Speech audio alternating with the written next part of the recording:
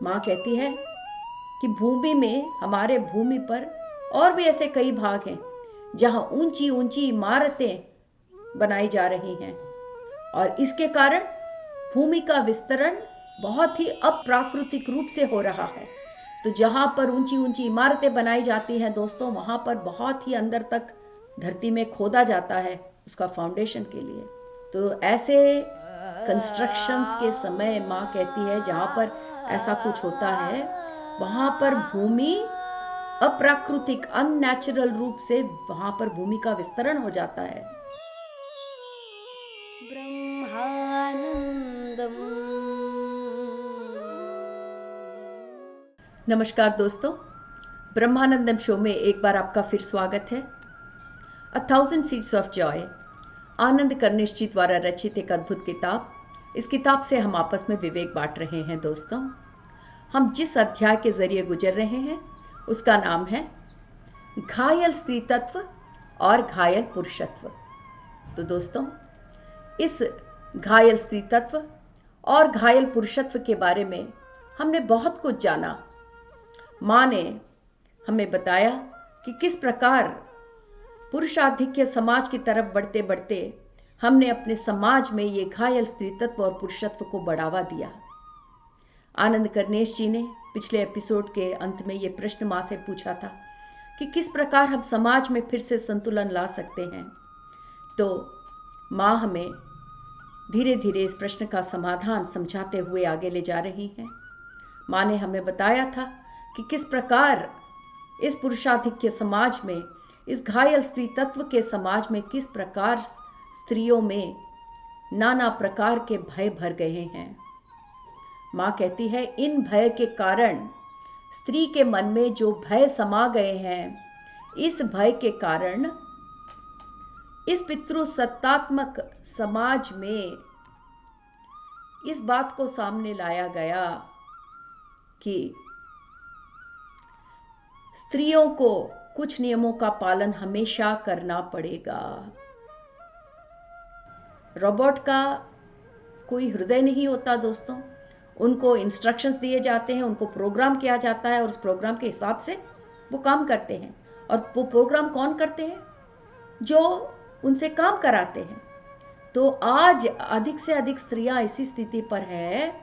इस पितृसत्तात्मक समाज ने आगे बढ़ते हुए ऐसे पीढ़ियों को सामने लेकर आए जिसमें स्त्रियां अपने हृदय से संपर्क खो बैठी हैं और जिंदगी को एक कर्तव्य की तरह, एक ड्यूटी की तरह निभा रही हैं।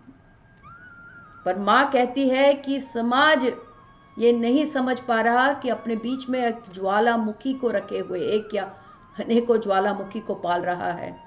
और जितना शोषण स्त्री पर किया जा रहा है, उतना ही अंदर ज्वाला की शक्ति बढ़ती जा रही है। माँ उदाहरण दे रही है। माँ कहती है इस भूमि पर ऐसे कई जगह हैं जहां पर गरम अग्नि शक्ति बिल्कुल बढ़ती जाती है। और जब अंदर शक्ति, भूमि के अंदर जब गर्म गर्म गर्म वाली शक्ति, जो फायर, जो अग्नि शक्ति बढ़ती जाती है, तो उस भूमि के उस भाग में भले ही वहां पर कोई ज्वालामुखी फटा नहीं है, पर अंदर जो शक्ति पनप रही है उसके कारण भूमि का वो भाग नॉन रिलैक्स्ड, मतलब अशांति से भरा रहता है। भले ही हमने वहां कोई ज्वालामुखी फटने का दृश्य नहीं देखा हो, पर अगर उस भूमि के भाग में अंदर हॉट फियरी, हॉट का मतलब गर्म, फियरी का मतलब अग्नि तत्व से भरा शक्ति अगर पनप रहा है उस भूमि के भाग में, तो वहां का स्थल जो रहेगा वो बहुत ही अनरिलैक्स्ड, अशांति से भरपूर होगा। माँ कहती है हमारे भूमि पर और भी ऐसे कई भाग हैं जहां ऊंची ऊंची इमारतें बनाई जा रही हैं। तो जहां पर ऊंची ऊंची इमारतें बनाई जाती हैं दोस्तों, वहां पर बहुत ही अंदर तक धरती में खोदा जाता है उसका फाउंडेशन के लिए। तो ऐसे कंस्ट्रक्शंस के समय माँ कहती है जहाँ पर ऐसा कुछ होता है वहाँ पर भूमि अप्राकृतिक अननेचुरल रूप से वहाँ पर भूमि का विस्तरण हो जाता है। तो यहाँ पर हमें पृथ्वी का उदाहरण देके माँ ने दो बातें बताई। एक कि जहाँ पर पृथ्वी के अंदर भड़कती हुई शक्तियाँ अधिक होती ही जाती हैं, उस स्थल पर अशांति का माहौल बना रहता है, नॉन रिलैक्स स्टेट। क्योंकि अंदर पृथ्वी के अंदर उस स्थल पर शक्तियां गर्म और बिल्कुल फटने के लिए तैयार हैं। और माँ ने हमें वो भी उदाहरण दिया भूमि पर जहाँ ऊंची ऊंची इमारतें बनाते हैं, जहाँ पर नींवें पृथ्वी के अंदर तक फाउंडेशंस डालते हैं, वहाँ पर पृथ्वी का विस्तार बड़े ही अप्राकृतिक रूप से अननेचुरल। तो ये उदाहरण माँ इसलिए दे रही है कि स्त्री का भी ऐसा ही रूप है। स्त्री जो लैंगिक रूप से अपने आप को एक्सप्रेस नहीं कर पा रही, वो सब उसी धरती के समान है जहां पर गरम अग्नि शक्ति बढ़ती जा रही हो। और शक्ति अगर ऐसी बढ़ती गई तो कभी ना कभी तो फटना उसका निश्चित है। तो मां कहती है जब स्त्री अपने आप में इतनी शक्ति दबा कर रखती है, क्योंकि वो बाहर एक्सप्रेस नहीं कर सकती, चाहे वो सेक्सुअल रूप में हो, चाहे वो कोई दूसरे रूप में हो, ये मां कह रही है। अगर स्त्री एक्सप्रेस नहीं कर पाती, अपने आप में दबा दबा कर रखती है, तो वो दो रूप में सामने आती है। एक, ऐसी स्त्रियां हिस्टेरिकल रूप में उन्मादी की तरह एक पागल, उन्माद मतलब पागलपन, वो स्त्री एक पागल स्त्री के रूप में सामने आती है। क्योंकि इतना कुछ अपने में समा कर इतने दिनों से जब दबा दबा कर कोई स्त्री रखती है, तो वो किसी न किसी रूप से बाहर में आना ही है दोस्तों। तो ऐसे स्त्रियों को हम हिस्टेरिकल रूप में देखते हैं, उसको हम पागलपन कहते हैं।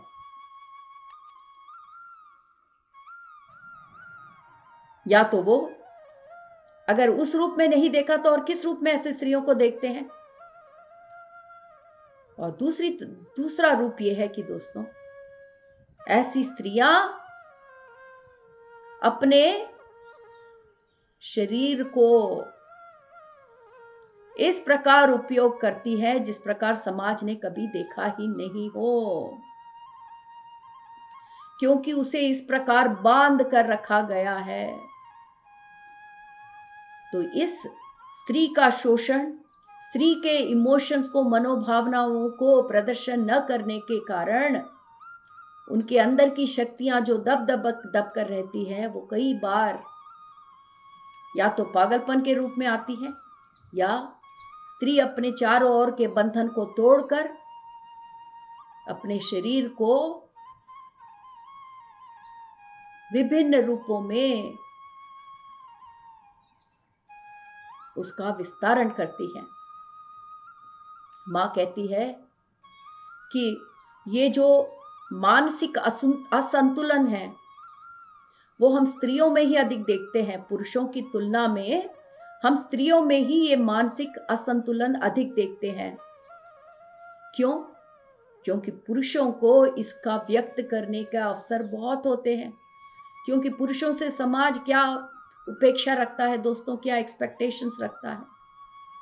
पुरुषों से समाज यह अपेक्षा रखता है कि वो आगे बढ़े, अपने एनर्जी को, अपने सृजनात्मकता को वो इस दुनिया में सामने लेकर आए, मैनिफेस्ट करे। पर स्त्रियों के साथ ये नहीं होता। स्त्रियों की जो भावनाएं होती हैं, उनकी जो सृजनात्मक शक्ति होती है, वो दब कर रह जाती है समाज के दबाव के कारण। इसीलिए ये जो इमोशनल अनबैलेंस है, मानसिक असंतुलन, वो स्त्रियों में ही अधिक रूप से देखा जा रहा है। जो पुरुष हैं वो सृजनात्मकता अपने दोस्तों के साथ मिलकर आराम से इस पुरुषाधिक्य समाज में करते जा रहे हैं। और उनके मन में जो भी है वो व्यक्त करने से वो पीछे नहीं हटते, समाज उनको बढ़ावा देती है। पर अगर आप स्त्री को देखें तो मां कहती है स्त्रियों से ये आशा की जाती है कि वो अपने घर पर ही रहे। से कई सभ्यताओं में, हालांकि आज के जमाने में स्त्रियां आगे बढ़ रही हैं दोस्तों, पर हम इस पुरुषादि के समाज की जर्नी के बारे में बात कर रहे हैं। हम अपनी पीढ़ी के बारे में ही नहीं, अपने से पहले, उससे पहले पीढ़ियों के बारे में भी बात कर रहे हैं। हालांकि कुछ स्त्रियां बाहर निकल रही हैं दोस्तों, पर 50% से भी अधिक स्त्रियां आज भी इस समाज के दबाव में अपने अंदर ही घुटन महसूस कर रही हैं। तो मां कहती है कि स्त्रियों से ये आशा की जाती है कि वो घर पर ही रहें, और जो चंद स्त्रियां बाहर जाकर काम करती हैं उन्हें पुरुषों के समान अपनी सृजनात्मकता को प्रदर्शन करने का अवसर नहीं दिया जाता। तो इस असंतुलन के कारण स्त्रियों की जो स्वच्छंदता है उसको सीमित कर दी जाती है, उनकी जो इच्छाएं हैं उसको दबा दी जा रही है, उनकी आशाएं जो हैं उन्हें दबा दिया जा रहा है, और वो जो प्रदर्शन करना चाहती है, एक्सप्रेस करना चाहती है, उसे समाज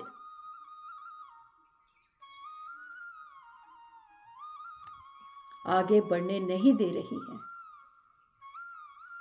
अपने आशाओं का प्रदर्शन भी स्त्रियों को करने का अवकाश या अवसर नहीं दिया जा रहा है। तो यहां पर आनंद कन्नेश जी मां से ये प्रश्न पूछते हैं कि मां, अभी तो स्त्रियां कितने आंदोलन कर रहे हैं, मुख्य रूप से वेस्टर्न कंट्रीज में, तो अब तो थोड़ा ठीक हो गया होगा ना मां?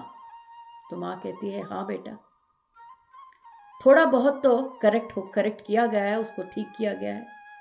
इसके पश्चात भी, इसके बावजूद भी ऐसी कई स्त्रियां हैं आज इस धरती पर जो इस घायल स्त्री तत्व के दबाव में दब कर रह गई हैं,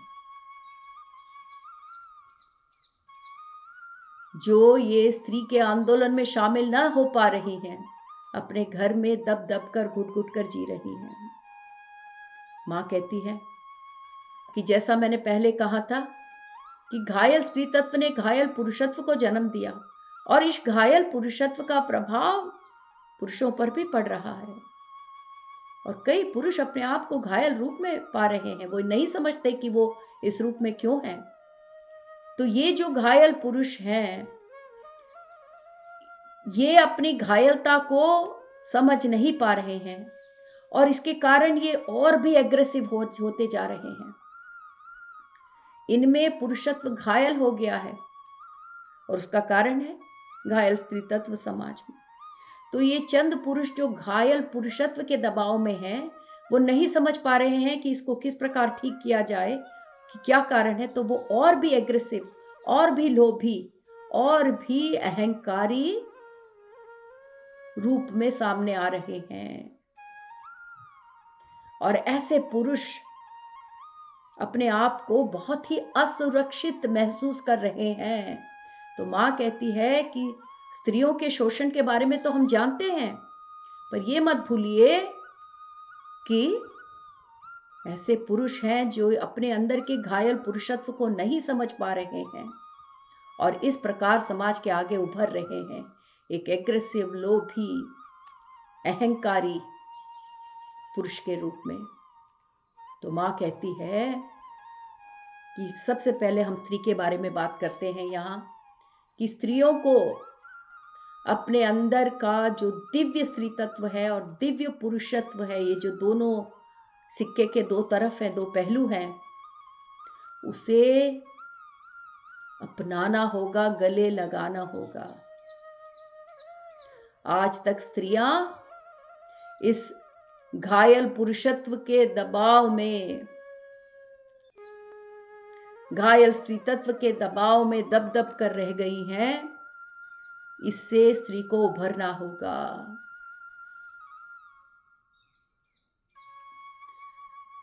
स्त्रियां अपने घायल स्त्री तत्व को छुपाने के लिए अपने घायल पुरुषत्व का सहारा ले रही हैं। और हमने सुना है दोस्तों, घायल पुरुषत्व कैसे रहते, उसके गुण क्या है? एग्रेसिव, लोभी, अहंकारी। तो कुछ स्त्रियां ये भी कर रही हैं कि अपने घायल स्त्री तत्व को छुपाने के लिए वो अपने घायल पुरुषत्व का सहारा ले रही हैं। पर मां कहती है वो उसका समाधान नहीं है। स्त्रियों को अपने अंदर के दिव्य स्त्री तत्व और दिव्य पुरुषत्व, इन दोनों पहलुओं को गले लगाना होगा।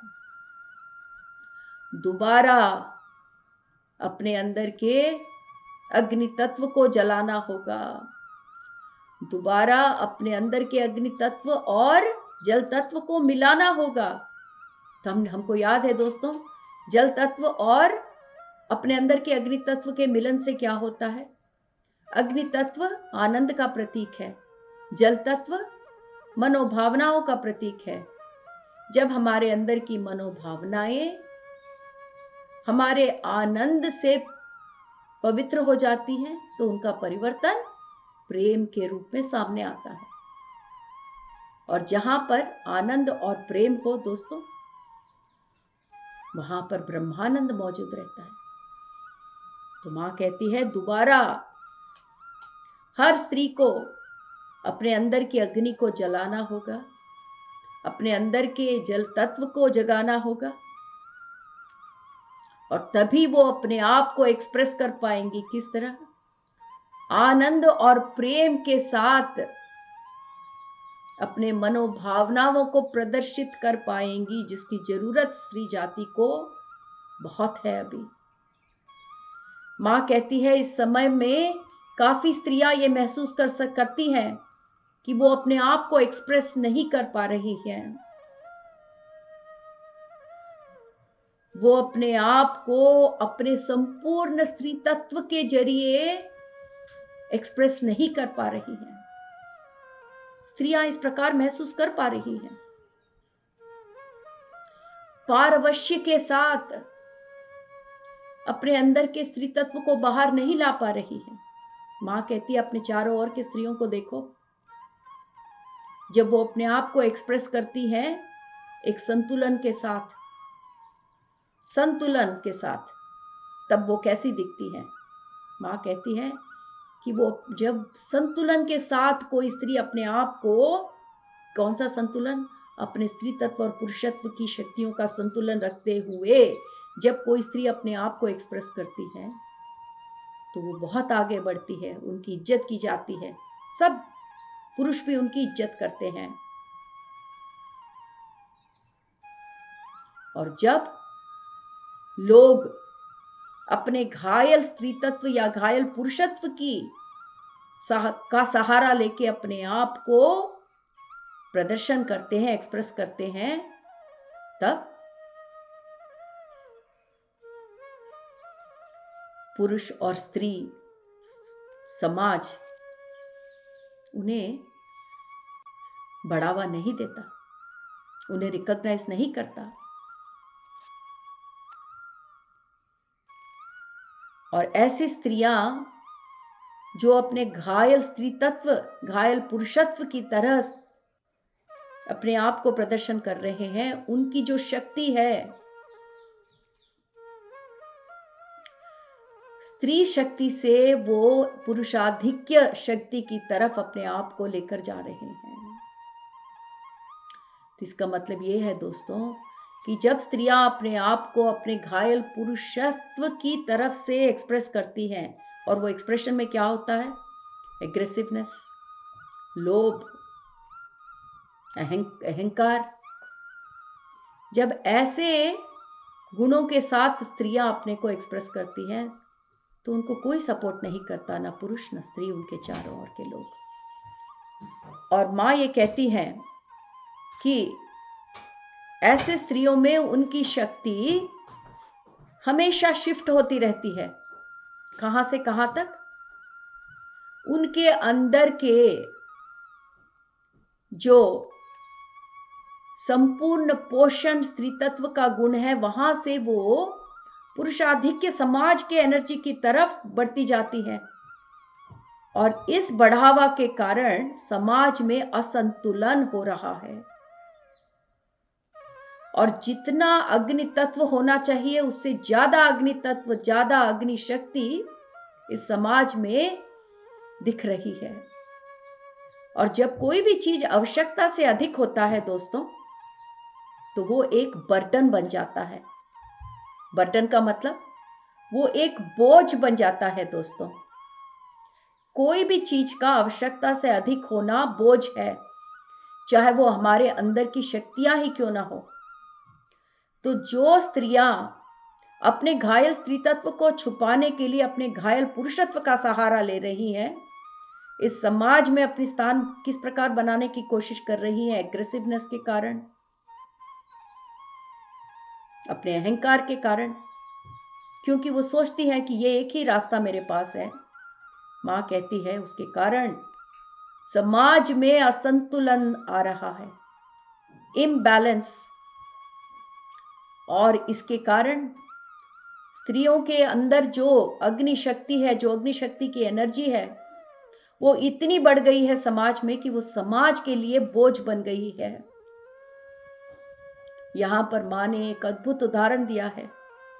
मां कहती है कि आप एक ऐसे स्त्री के बारे में सोचिए जो मेनोपॉज से गुजर रही हो। दोस्तों, इतना सुंदर उदाहरण है यहां पर कि मां कहती है कि अगर उस स्त्री ने अपने जिंदगी में, जब वो जवान थी, अगर उसने अपने आप को एक्सप्रेस करने का मौका नहीं पाया, तो ऐसे स्त्री के अंदर एक इमोशनल इम्बैलेंस हो जाता है, क्योंकि जिंदगी में उसको एक्सप्रेस करने के लिए कभी मौका नहीं दिया गया। और वो इम्बैलेंस उसके मन और शक्ति के बीच का इम्बैलेंस हो जाता है। और ये इम्बैलेंस का प्रभाव वो कब देखती है? जब वो मेनोपॉज के समय पर पहुंचती है। और ये स्त्रियां जिनको एक्सप्रेस करने का मौका नहीं मिलता, अपने अंदर अपनी सारी मनोभावनाएं दबा कर रखती हैं, जब मेनोपॉज के उम्र पे पहुंचती है तो देखती है कि जिसका दबाव वो करती आई है, उसके कारण मानसिक असंतुलन उनमें अपने आप में पाती हैं ये स्त्रियां। और जो स्त्रियां जिंदगी भर अपने आप को एक्सप्रेस करती हुई आगे बढ़ती हैं, वो जब मेनोपॉज के समय पर पहुंचती है तो वो अपने शरीर और मन के बीच में संतुलन पाती हैं। तो दोस्तों, इतना कुछ हमने मां से आज जाना कि किस प्रकार इस पितृसत्तात्मक समाज में स्त्रियों ने इस शोषण के कारण अपने आप को दबा कर रखा, अपने आप में घायल स्त्री तत्व को छुपाने के लिए अपने आप के अंदर घायल पुरुषत्व का सहारा लिया। और जिन्होंने भी घायल पुरुषत्व का सहारा लिया, समाज का सहारा उन्हें कभी नहीं मिला। और जो भी कुछ स्त्रियां अपने मन में दबा कर रखती हुई आई हैं, उसका प्रभाव पूरे समाज पर पड़ रहा है। उसका प्रभाव पूरे समाज पर पड़ता हुआ हम देख रहे हैं। और ये समाज के लिए एक बोझ बन गया है दोस्तों। मां ने इसका उदाहरण हमें इतने बखूबी से स्त्री के मेनोपॉज के समय के बारे में बताते हुए कहा है कि अगर स्त्रियों को एक्सप्रेस करने का मौका नहीं दिया गया तो वो उनके अंदर एक इमोशनल असंतुलन, इमोशनल इम्बैलेंस के रूप में सामने आता है। तो दोस्तों, आज का एपिसोड हम यहाँ समाप्त करते हैं। अगले एपिसोड में हम और विस्तार से माँ के मुख से जानेंगे। तब तक के लिए धन्यवाद।